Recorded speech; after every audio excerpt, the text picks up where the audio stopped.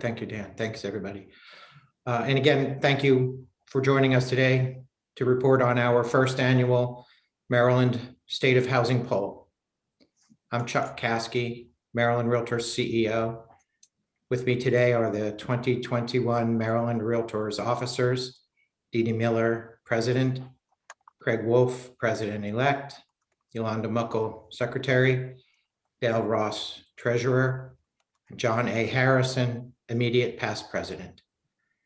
We are also pleased to be joined by Antoine Thompson, the National Executive Director of the National Association of Real Estate Brokers, Maryland Senate President Pro Tem Melanie Griffith, who chaired the Senate's Advisory Work Group on Equity and Inclusion, and Maryland Delegate Ben Brooks, the sponsor of House Bill 1178, the tax-free homebuyer savings account legislation. And finally, to assist in answering any questions you may have, we're joined by our pollster, Joe Good, the CEO of American Strategies, and Maryland Realtors Senior Vice President of Government Affairs, Bill Castelli.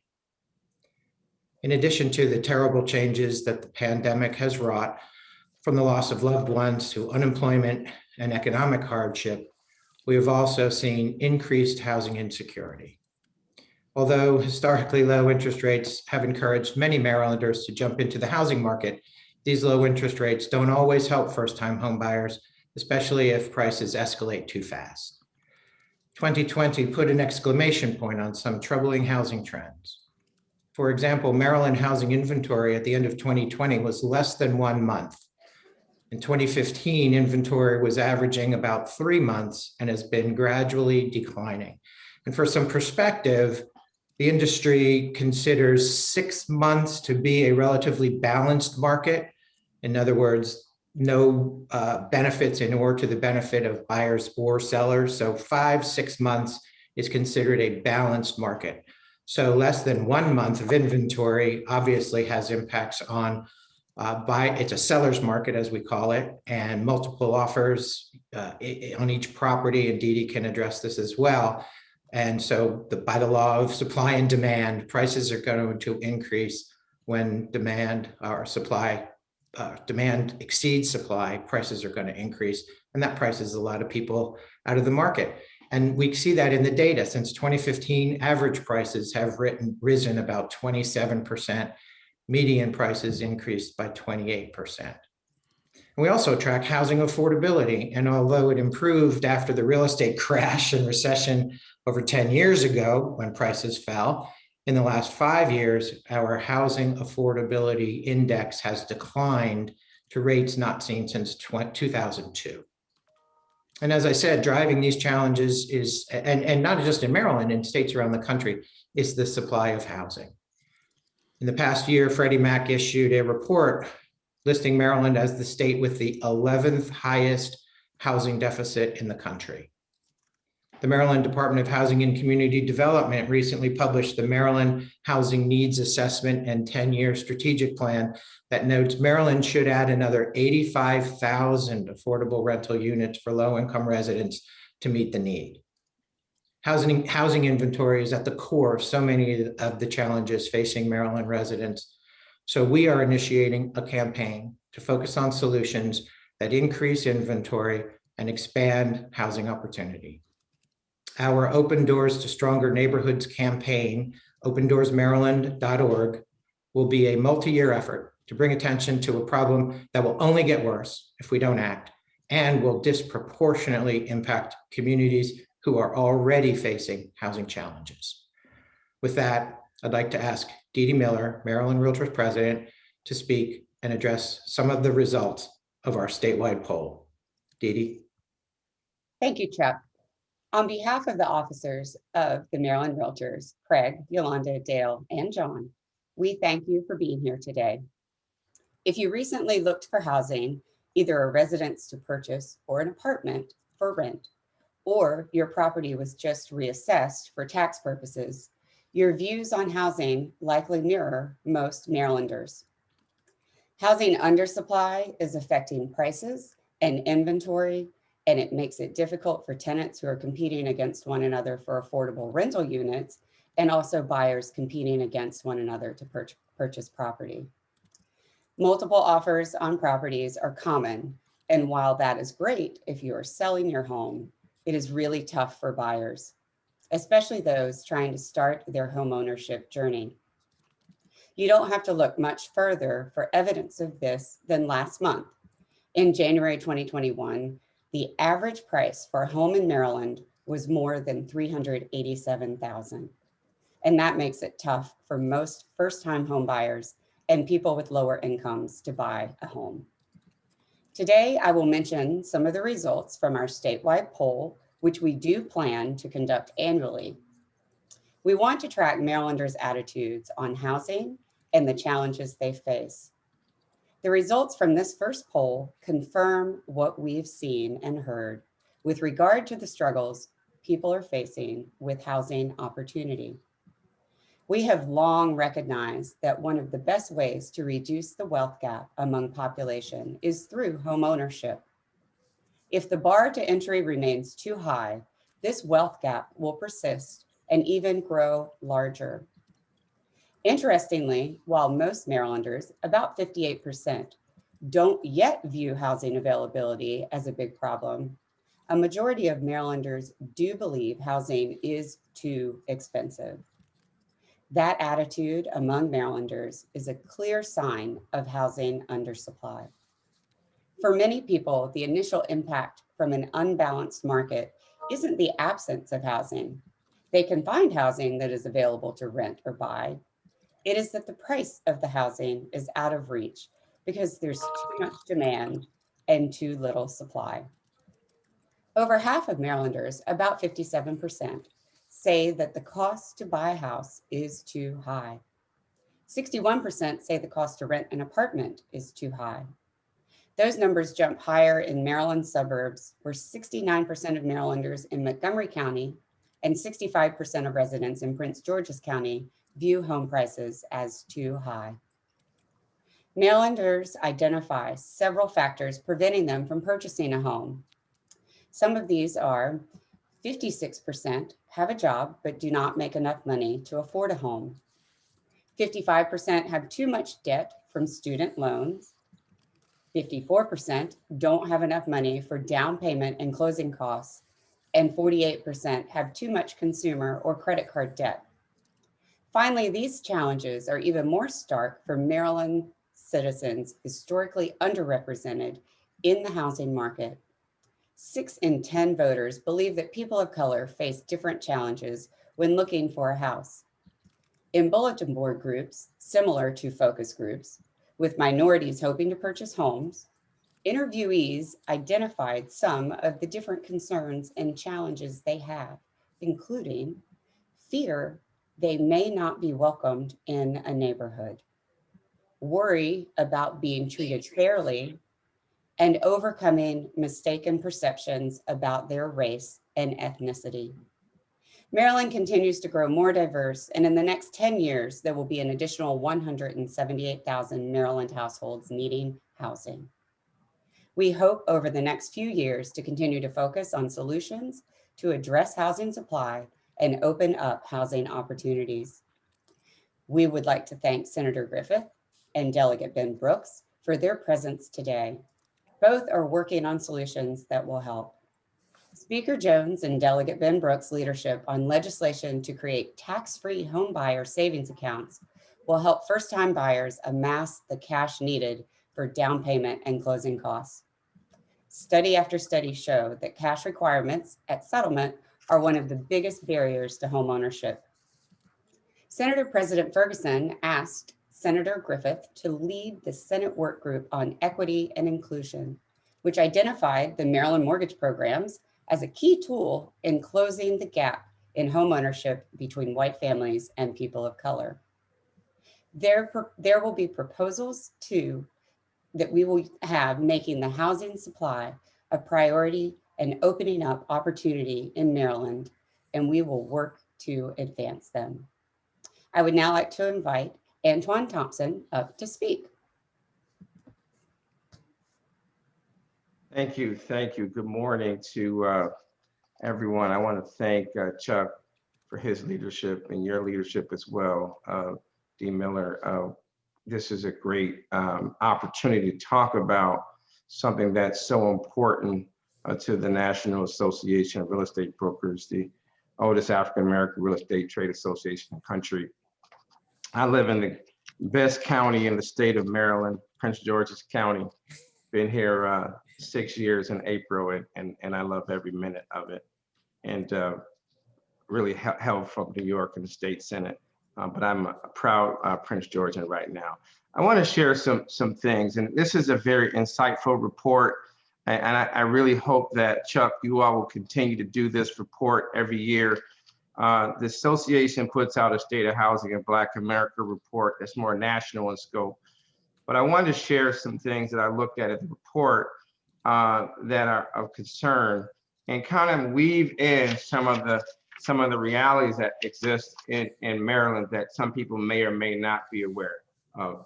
Number one is that according to Prosperity Now, the white homeownership rate in this state is 76.8% compared to a homeownership rate of 51.8%.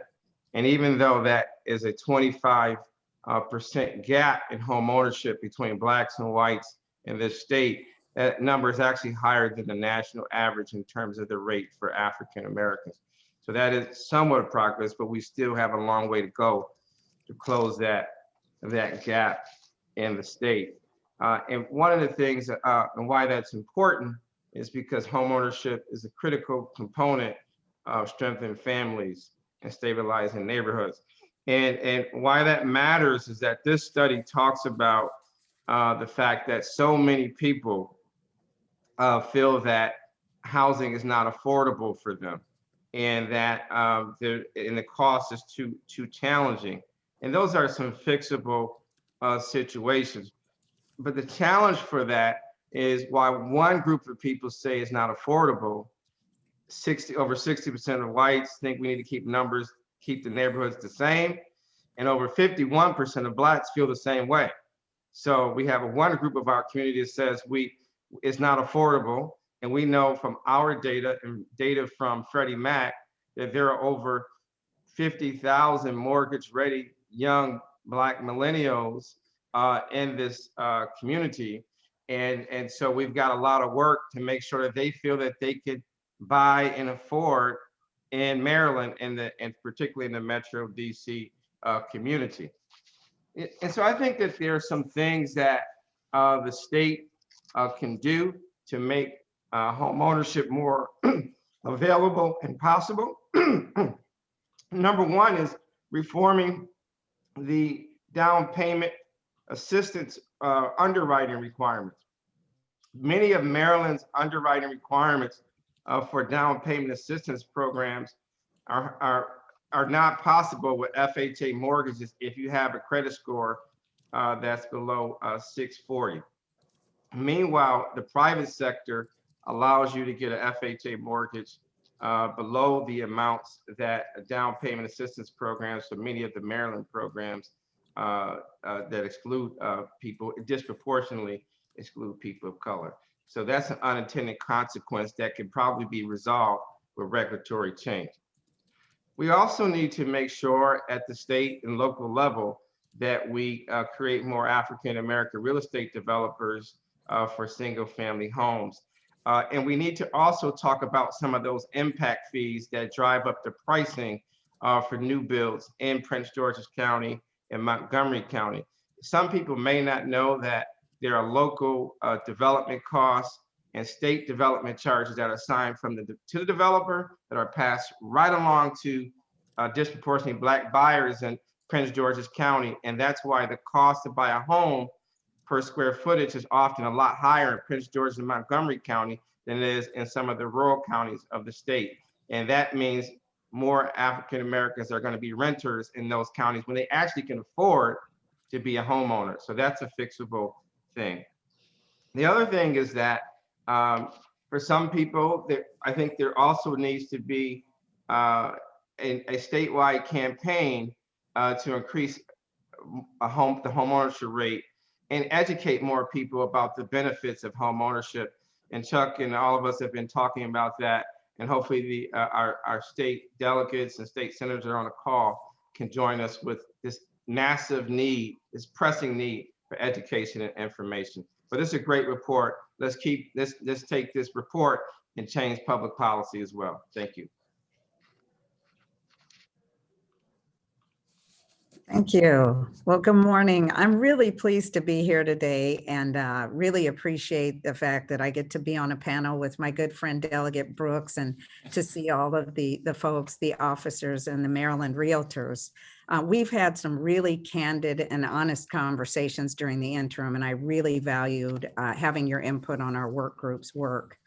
As you all know, this past year, President Bill Ferguson asked me to lead an advisory work group on equity and inclusion. And I was joined by Senators Addie Eckert, Senator Sarah Elfreth, Arthur Ellis, Dolores Kelly, Obie Patterson, and Chris West. And our work group was asked to examine 3 areas. We focused on environmental justice, health disparities, and wealth and economic opportunities in Maryland. We had really frank conversations about the barriers that exist, and we talked about what was needed in order to overcome them. It was really clear during our conversations about wealth and economic opportunity that housing plays a critical role in breaking down the barriers. This is particularly true for home ownership, which builds family wealth through home equity. Many families would love to pay their housing costs, whether it be rent or mortgage. They'd love to invest in 401ks or other investment vehicles, but paying for housing cost, food, utilities, transportation, and medication, there's little left over. And so that's why the advisory group realized that the monthly mortgage payment isn't just providing a home for families and providing a roof over their heads. It helps them build equity, which is wealth in the long run. So the advisory group report made a number of recommendations about housing, including strengthening Maryland's mortgage program. The previous speakers mentioned that Maryland's housing needs assessment, which notes that the Maryland mortgage program outperforms the normal market when looking at home ownership rates among minorities. These programs are targeted towards providing affordable mortgages with the down payment assistance that many families need in order to make the jump to home ownership. Well, the Senate looks forward to helping with these programs and to achieve even greater success so that one day we won't have a 26% difference in home ownership rates between Black Maryland households and white households. One of the work group members, Senator Arthur Ellis, has introduced a piece of legislation this year, which is Senate Bill 937, to help start the discussion on how we can make the Maryland mortgage programs even more effective. We're looking at things like broadening the amount of assistance that we provide and looking at expanding the programs for eligibility for these critical resources. So I look forward to continuing our efforts on important issues that will open home ownership opportunities, close wealth gaps, and strengthen Maryland's families. See, I have 2 sons, and it's my hope that one day they'll have equity and be able to become young entrepreneurs, start a business, and take care of mom. Thank you for letting me join you this morning.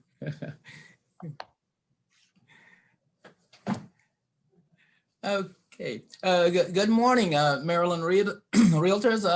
For the record, I'm Delegate Ben Brooks. I represent the 10th Legislative District in Baltimore County. I serve on the Economic Matters Committee, and I chair the Public Utilities Subcommittee. Yeah, I'm proud to be the sponsor of HB 1178. That's the first time home buyers savings account legislation. And this bill will address some of the most common barriers, that first-time home buyers face, and particularly people of color, As already been mentioned, the home ownership and home equity can be a key strategy to closing the wealth gap between white households and Black households.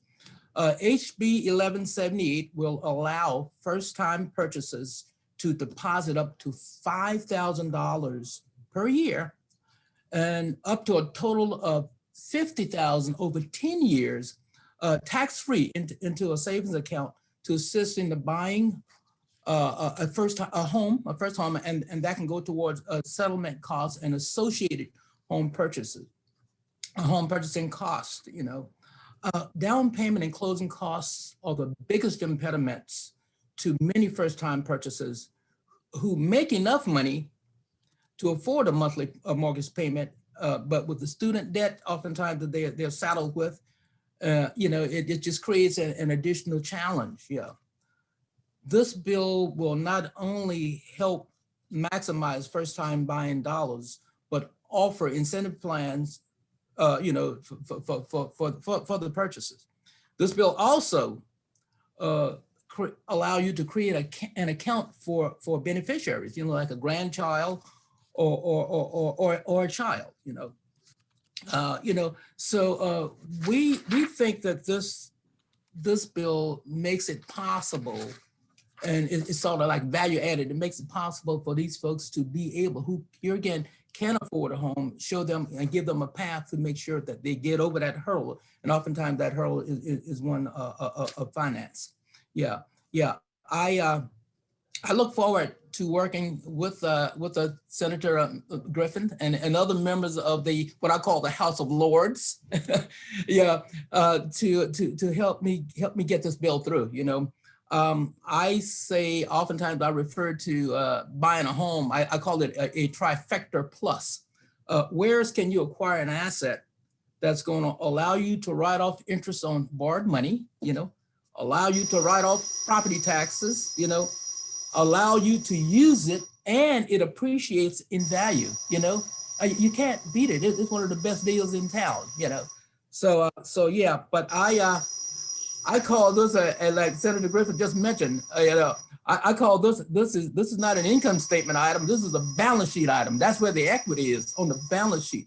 So yeah. So we definitely need to, like Anton said, to educate people, educate potential buyers, and let them know that this is a good thing. And oftentimes we just have to lead them, show them the path to go to be able to take advantage of this. Yeah. But I think as of course, all bills are good bills, but I think this is an excellent bill, and we're going to do whatever we can do to make sure that we get it through. And we truly, truly appreciate your support on this particular bill. Thanks. Thank you, Delegate Brooks. This is Dan Bottrell, communications here at Maryland Realtors. At this point in time, if anybody would have any questions, please raise your hand and I'll be happy to direct you your question to one of our esteemed panelists. Questions? Go ahead, Melody. Yeah, I'm wondering about the survey itself. How many did you survey? When was it conducted, and who paid for the survey? Why don't we have Joe Good? You want to talk about the development of the survey, et cetera, and go Sure. from there? Yeah, the survey, we reached 600 adults, 18 plus, who were registered to vote in Maryland. So it's a statewide sample, Okay. randomly selected. The poll was conducted right at the end of December. I'm sorry, right at the end of November and December. So the field dates were November 30th to December 3rd. So right at the end of 2020. And it's a random sample poll, and we weight the results to make sure that the sample is representative by age, race, region, all the bellwethers to make sure that the poll is representative. And the margin of error is plus or minus 4.4 percentage points. Thank you, Joe. Bill. Bill can address the funding. Dan, yeah. Dan, excuse me a sec. I'm going to have to get to the floor, so I really appreciate you allowing me to present, to talk about my bill this morning. And if you have any questions for me, you can just shoot me an email, and I'll definitely get back to you. Thank you, Delegate Brooks. Thank you, Delegate I Brooks. appreciate you here today. All right, sure. Bill, would you like to talk about the origins of the survey? Yeah, I mean, the origins of the survey really come down to we've been tracking a lot of the data that we mentioned over the last few years as, prices continue to escalate, the markets get tighter. And we decided that it was time to really track more closely Marylanders' attitude. So the Maryland Realtors are the ones that have paid for this survey. And we, our plan is to continue to do it annually so that we can release results, the beginning of the year for the next few years. Thank you, Bill. Go I ahead, got another Melody. question. I don't know if I could, I don't want to hog the thing, but this could be a question possibly for Chuck, but, a lot of realtors are very content because, the supply is low, and what they're saying is that they're reporting every month record sales because the stock is low. So it's a little skewed, based on everything that you've reported this morning in the data. I just was wondering if you could talk a little bit about that.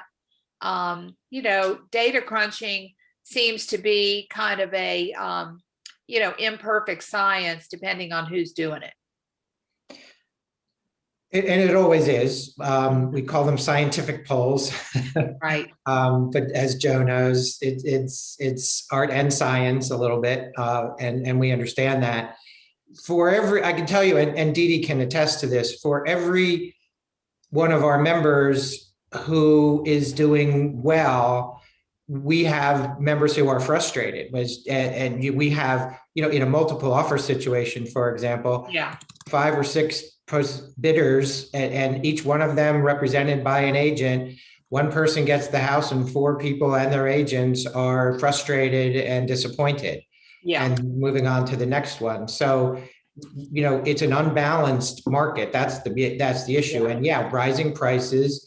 There are obviously each individual transaction may result in a decent commission, but as there are fewer and fewer transactions, there are fewer and fewer people, actually making those transactions work. So the imbalance between supply and demand is certainly not an ideal situation, even though there may be winners, of course, in the marketplace, but it's really not serving the home buying and selling public at this point. Chuck, if I could just respond to what Melody was talking about. My fiance is a realtor in Maryland, Prince George's County. She has a client, took a client out, a house went on the market on Saturday, and there were 20 showings in one day. The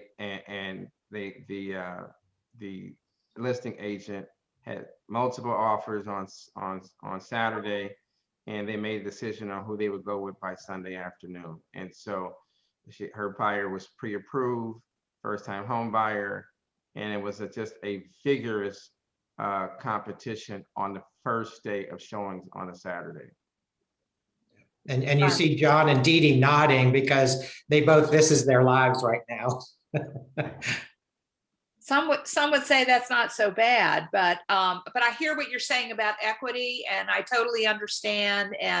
But I just wanted to ask about that. And Chuck, where do you see this going? I mean, when we talk to the Bright MLS people, they say this market is expected to hold. Where do you see the market in, say, 6 to 12 months? It's not going to change substantially in that short amount of time, Melody. Okay. We do know, and all of us that went through the bubble and the crash know. Yeah. We know a bubble when we see it, but this is different. The underwriting requirements to get a loan are much tighter. Okay. So we don't have those subprime interest only negative amortization loans. So a lot of the precursors to the bubble that burst in, I guess, 07, 08, 09, et cetera, are not present. So, and interest rates being so low for now, so it's not a bubble exactly right now, but it's not sustainable because of the lack of ability of people, and you see Yolanda nodding because this is her life as well, is these guys, start and go competing and losing out on homes, and they see affordability slipping away, even with historically low interest rates, which are not going to last. That's going to be the driver. And anybody, all you guys can jump in. If interest rates start to creep up, that's going to exacerbate the situation. There's no question. Okay. Okay. Even last week, Chuck, interest rates jumped just a slight bit because the market was a little out of whack, right? And we had some buyers who all of a sudden are like, well, I'm not getting my 2.6%. What do you mean? I'm going to have to get 3% now? That little bit of a crunch, just that little bit of a crunch, gave some buyers some pause in the past week. I talked to a couple of agents last week that, their buyers were prepared to buy, in X price point, and they suddenly said, nope, we're going to dial it back about 50 grand because the interest rates went up. And the bigger thing too, talking about the bubble versus now where I see it, and I am no statistician by any stretch, but in just looking neighborhood by neighborhood, because I was selling back then and I'm selling now, I am actually seeing certain neighborhoods that lost all their value or lost a substantial amount of value at the market crash. And they're just now back on par where they were when that market went down. So it has effectively taken 15 years roughly or more, to gain back a lot of the equity or the value in the actual value of the homes. That's the recovery we've been experiencing this entire time. So it is difficult. And Chuck is 100% right. The folks who are out there, maybe let's say boasting that they are having record years, they're doing it, but someone who's not having a banner year right now because they are that fourth or fifth or sixth or seventh agent with their buyer that didn't get that house on the multi-offer situation, they're certainly not out there boasting that they're not having a banner year. So, I mean, put it into perspective, really. We've got agents who are going to say, yeah, look how great this is, but we've got the same ones. They're not going to be out there saying, oh my gosh, they might say, wow, I lost another one. But they're certainly not going to say that their sales are off right now. Heaven forbid someone admit that this is a really difficult market to navigate. Right. I'm wondering, you mentioned the cost of an apartment. In the city, what we're seeing are these really upscale developments with these apartments that start for a 1-bedroom unit, $1,500 to $1,800 a month. What impact is that having on the sale market? Does it?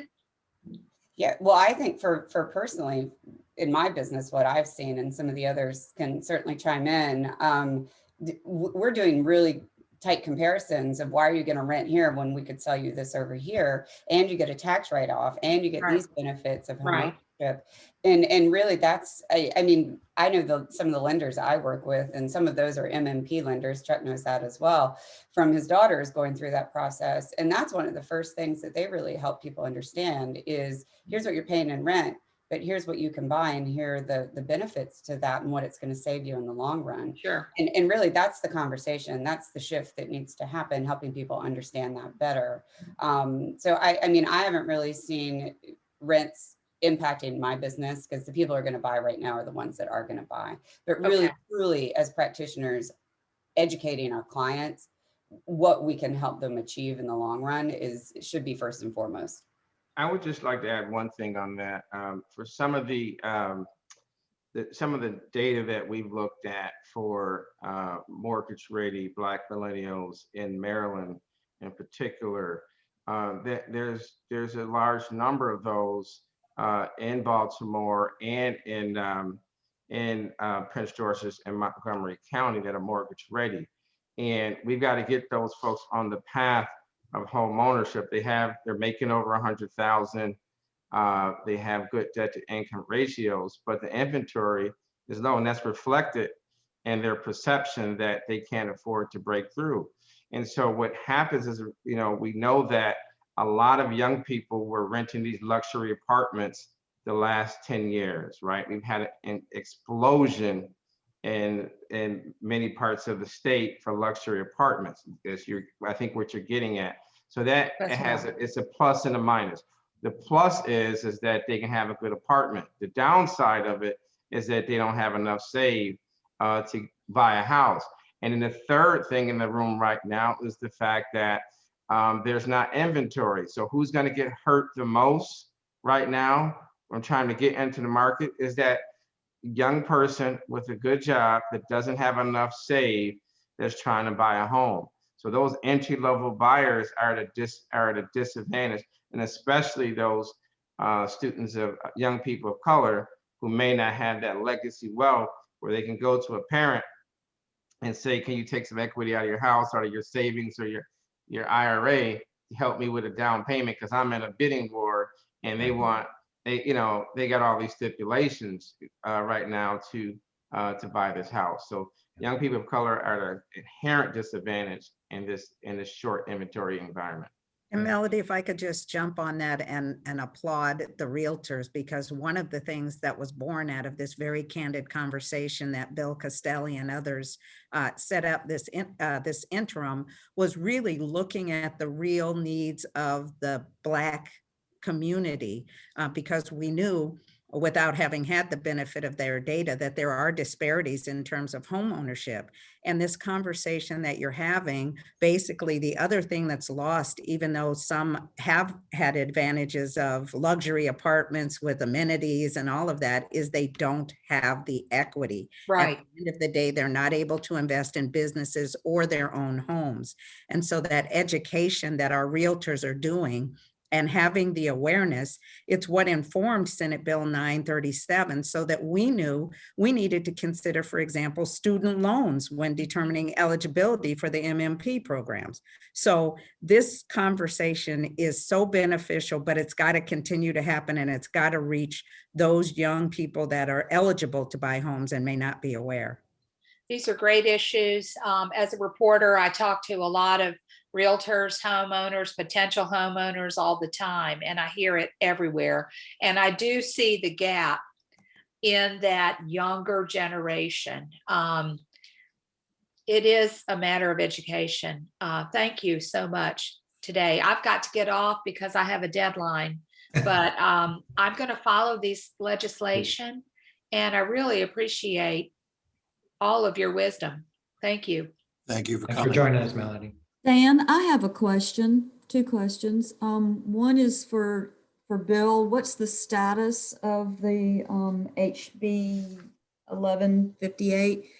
And I guess the other question is for you, Dan. How are you going to market to the people of color, to the younger people, to get, if this bill does pass? Thank you. Well, Bill, do you want to go first? Sure. Status is we're going to have a hearing next week, and that'll be our first House hearing. And our hope is to move it through the House. The bill is not cross-filed in the Senate, so it's got to pass out of the House before the third week of March in order to make it over to the Senate side. But this bill has passed, in fact, on the Senate side back in 2018. And passed, I believe it was, Senator Griffith may remember, but I'm pretty sure it was unanimous on the Senate side. It was pretty close to unanimous. I mean, as far as to me to answer your question, I do know that we are working, and correct me if I'm wrong here, Chuck, we have a DEI group that's developing here. And I think, as we develop communication strategies to really promote these types of initiatives, I think it's important for us to defer to our colleagues who are on the Diversity, Equity, and Inclusion Committee to help steer us with the best way to get this information out. And so I think the best way to move forward is to listen and to really, determine the best way forward with other experts who know how to best reach with these messages. Joe, I noticed you had your hand raised at one point. I didn't know if I was trying to get to you, but I didn't know if you had a question or a comment. No, I was just going to quantify for the previous question, renters, we have 57% who say the cost to buy a home is too high. But if you look at that number among renters, it's 81%. So just to put a number on what renters are facing, paying rent and then trying to save for a home, that gives you an idea of how much more pinched renters are when it comes to buying a house and how they perceive it. Thanks, Joe. Any other comments? I know we have Jeremy, you're from the Capitol News Service. I didn't know if you had any questions, but thank you for showing up. If we don't have any other questions, I guess we will thank everybody for their attendance. And I will say, oh, go ahead, Jeremy. Sorry, didn't mean to. This was just really a question for you on the administrative end. Thank you all for having me here. This was really interesting. But I was just curious, where's this recording going to be located once it's up and posted? I've already been working on that. We are recording it, and we hope to have it later today posted on our YouTube channel. So Jeremy, I've taken a note, and I will make sure to email you that link as soon as it's available later today. Okay, great. Thank you all very much. Great, thank you. If I may add, just to dovetail on what Dan said, the website is www.opendoorsmaryland.org. We'll also have the video up on there as well. But all the stats from the study, the report is all up available on the website. And just point of clarification, Debbie, the bill is for Delegate Brooks is HB 1178. Great. Well, I guess thank you, Susan. I appreciate that. That's a very important website to share. With that, I think we will close this out. Thank you, Senator Griffith, for sticking through this. Thank you, Antoine Thompson. Always great to have you here. Thank you, Joe Good, and thank you, the officers of Maryland Realtors. Best wishes to all of you. Bye now.